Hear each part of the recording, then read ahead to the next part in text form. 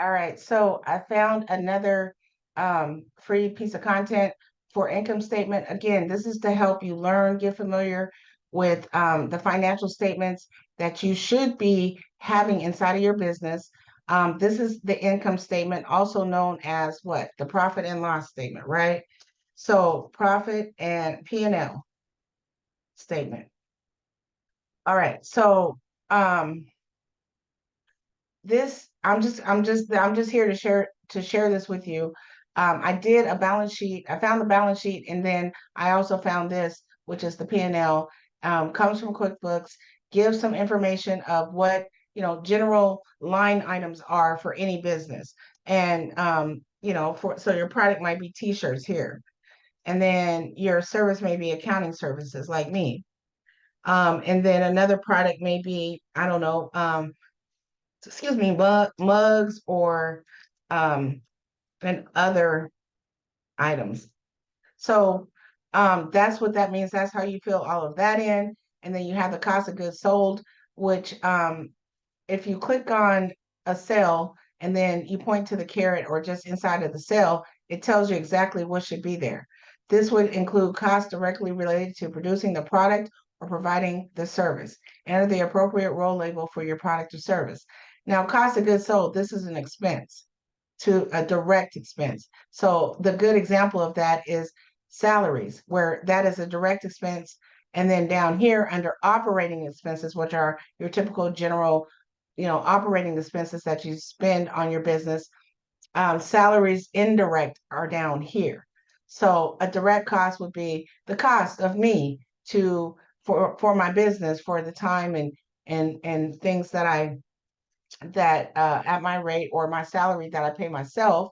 And then down here, indirect salary may be salaries. What do they say? Let's just see.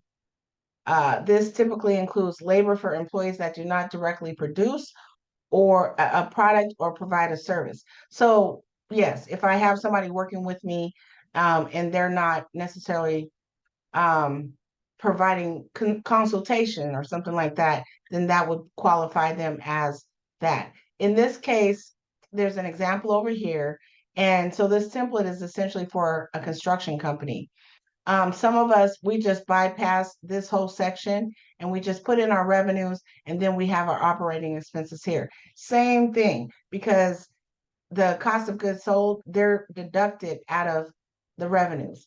But at the end of the day, if you were to eliminate this section, you would still get the same results as if you were to put these costs down here under operating expenses.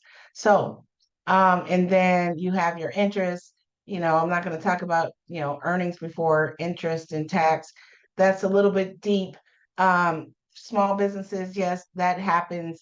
But yeah, learn the language, learn the financial statements, because anytime you need to borrow money or you want a grant or something of that nature, they are going to ask you for a financial statement and they want to see your net income and your loss. Now, another thing too, on that other video for balance sheet, I talked about what gets measured gets done. In other words, if you're looking at the revenue for your accounting service in one period of time, and then you look at it for another period of time and it increases, then you want to say, okay, I must be doing something right. If you have any deviations or decreases, then you might not be doing something right. But in this case, in this example, the revenue did increase from the prior period. So it's going in the right direction. Okay, just want to share this stuff as I receive it or as I find it in this case, and to help you count your own bag, get familiar with this information. Have knowledge, have money, save yourself time, energy, and money by just learning how to do some of this basic stuff yourself, and then you're not giving all your profits away to an accountant when you should be knowing how to count your own bag in the first place, right? All right, I will see you on the other side. JRambus.com. Go to my site, sign up for my mailing list, and book a consultation.